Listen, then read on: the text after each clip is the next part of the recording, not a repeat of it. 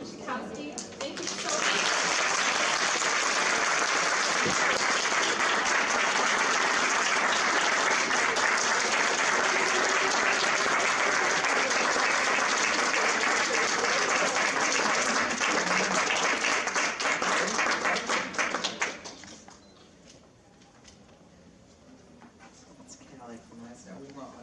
We'll put it out if it's all right on social media.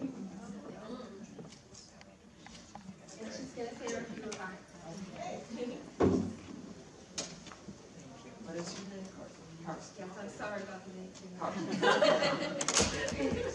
Well, I just want to thank you so much. It's really a privilege for me to sponsor the legislation. I'm very happy we have Congressman Riker as well as Congressman Lance, who is co-sponsoring. Actually, in the House of Representatives, there are 331 co-sponsors on the legislation.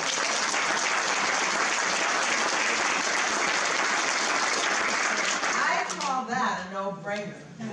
We should be able to just get it passed. I've been informed that one of the things that may be holding it up is that the cost of the legislation.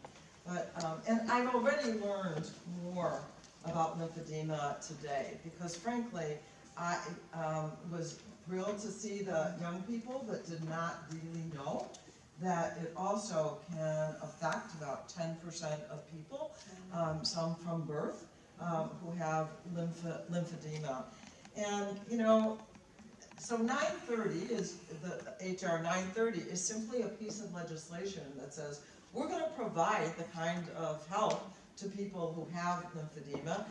You can get surgery, you can get all kinds of things, but when it comes to something as simple as the compression garments, won't be paid for. It's not something that is covered by Medicare in particular. And so that's the goal of this legislation. It's very simple, it's straightforward. With all the things that are happening around here, that this seems to me one that we ought to easily be able to do. If it takes getting it attached to another piece of legislation, so be it. I would love to see it on the suspension calendar. One of the things that we were talking about just right here is if we could get the Bipartisan Women's Caucus to get involved in this and say, come on, let's do it. Kathy McMorris Rogers, who is the chair of the Republican Conference, is also a member of the Energy and Commerce Committee. So are you done going to offices, or you're still going? So, I think that, and I hate to say this, but I kind of think that as women and our male supporters, we have to stand up for something that mostly, when it comes to cancer, affects women, right?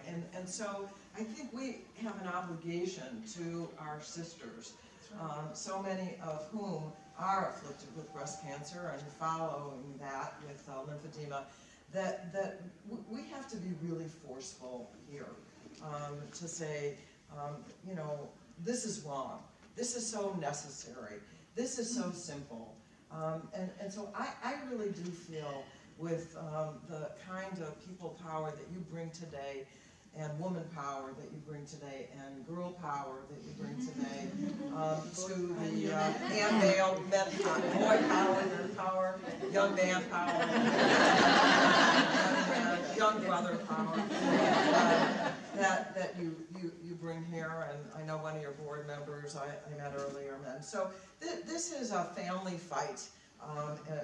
As well. I want to thank you because I have been so reliant and blessed to have your support every step of the way. We have hundreds of pieces of legislation that we're asked to weigh in on. Were it not for the advocacy of your organization coming to me and making sure that I am armed with all the information that I need. additional information today, thank you, that, you know, will make me even more articulate.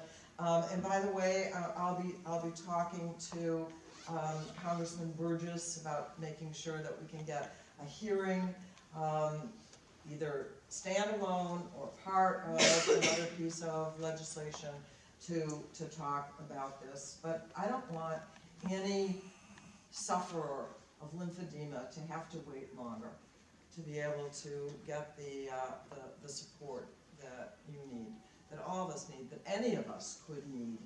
So I do have, it's not just one friend, but a number of friends, where, you know, it is so incredibly important that we have the compression garments available and certainly affordable. We don't want people to not be able to get the help that they need because of money. You know, I just want to remind you, we are the richest country in the world right now, at the richest moment in history. Did you know that? The United States of America, richest country in the world. A lot of people don't experience that reality because it's not evenly distributed, that's for sure. And to make this simple therapy a luxury is just wrong. It's just wrong.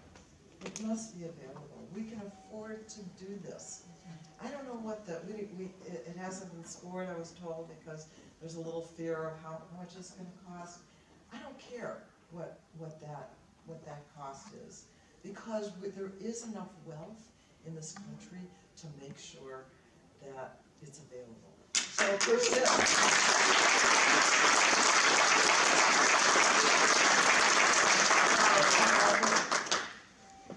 We just need to persist. We need to keep going. We need to be re-energized. I get re-energized when I see these young advocates out there. You know, the voices of our youth are so incredibly important, as all of your voices are. So I am really honored to be honored by such a great organization and for such a great cause. So thank you very, very much.